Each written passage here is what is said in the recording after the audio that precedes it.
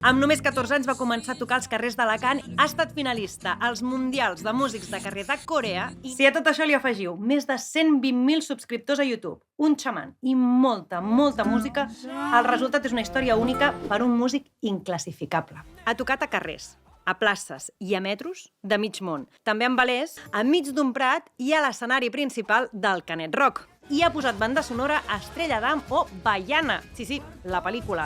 La seva és una de les veus més rugalloses i inconfusibles del panorama català. De fet, sempre s'ha mostrat orgullós d'aquest passat, tot i que crec que si ara es planta a fer un directe en un carrer de Barcelona o de qualsevol punt de Catalunya, li haria un liu de collons. Va canviar de país, va aprendre una nova llengua, va obrir una escola de música, va sortir a la tele, es va enamorar i va tenir fills i gràcies a això van guanyar un concurs, van gravar el seu primer disc i es van erigir com un dels grups imprescindibles de l'escena catalana actual. Van comprovar que les seves veus sintonitzaven a nivells estratosfèrics i van començar una aventura que les ha portat a transitar pels camins del flamenc i l'electrònica. Una parella de bojos del blues que amb la seva habilitat i el seu saber fer ens transporten als anys 30 del segle passat i que ha creat un idioma propi, un llenguatge amb el qual fa les seves cançons i que no coneix ningú més.